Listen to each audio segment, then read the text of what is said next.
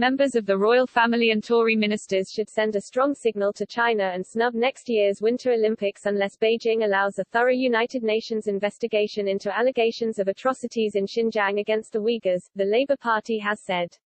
The absence of prominent British personalities on the stands in Beijing next year would prevent the UK from handing a PR coup to Beijing, Labour added.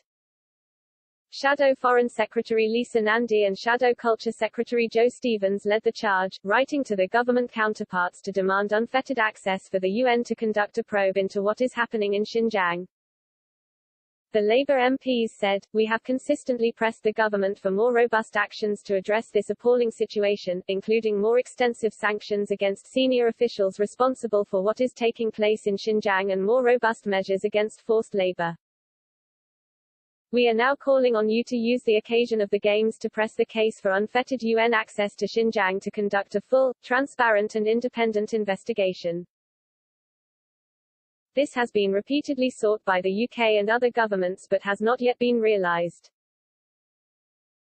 If this is not granted, the UK government should not send ministers, royal family members or senior representatives to participate in any official duties or ceremonies at the Beijing Olympics.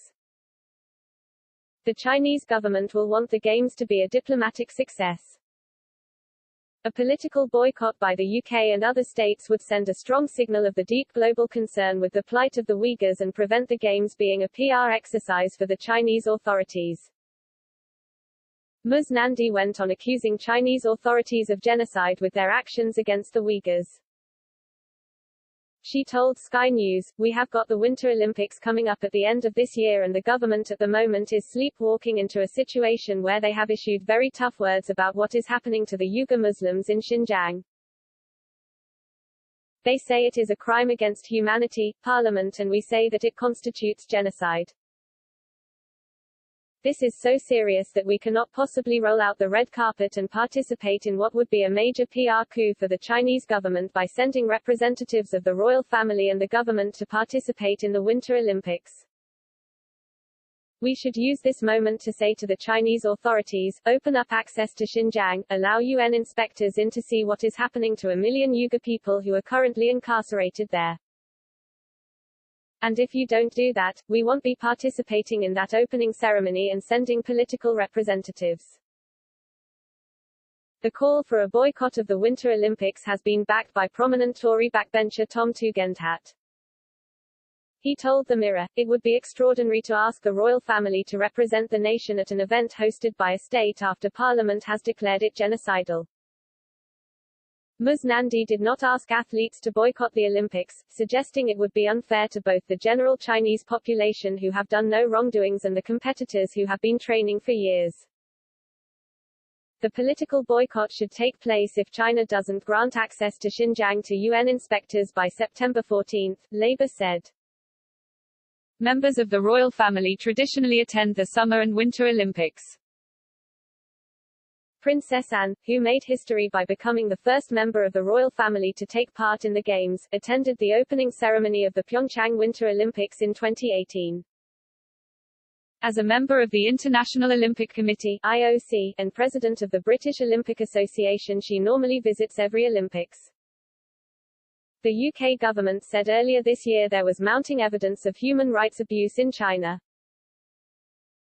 Foreign Secretary Dominic Raab said in March evidence pointed to a highly disturbing program of repression in Xinjiang, an autonomous region in northwest China. The area is home to many ethnic minorities including Turkic Uyghur people, many of whom have allegedly been subjected to arbitrary detention in re-education camps, torture and forced sterilization. Citing satellite imagery, survivor testimony, official documentation and leaks from the Chinese government, Mr. Raab also told the Commons at the time the evidence is clear as it is sobering when it comes to what is happening in Xinjiang. He described the situation lived by Uyghurs as the largest mass detention of an ethnic or religious group since the Second World War. As a member of the International Olympic Committee (IOC) and president of the British Olympic Association, she normally visits every Olympics. The UK government said earlier this year there was mounting evidence of human rights abuse in China. Foreign Secretary Dominic Raab said in March evidence pointed to a highly disturbing program of repression in Xinjiang, an autonomous region in northwest China. The area is home to many ethnic minorities including Turkic Uyghur people, many of whom have allegedly been subjected to arbitrary detention in re-education camps, torture and forced sterilization. Citing satellite imagery, survivor testimony, official documentation and leaks from the Chinese government, Mr. Raab also told the Commons at the time the evidence is clear as it is sobering when it comes to what is happening in Xinjiang. He described the situation lived by Uyghurs as the largest mass detention of an ethnic or religious group since the Second World War.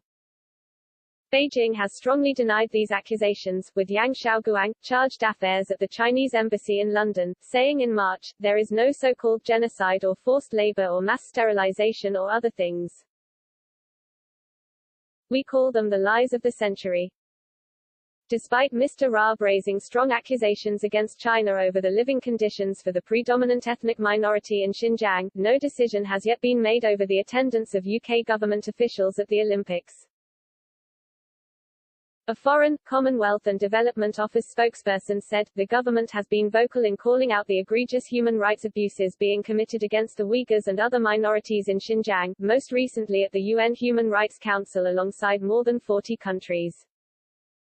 At this stage, no decisions have been made about UK government attendance at the Beijing Winter Olympics in 2022.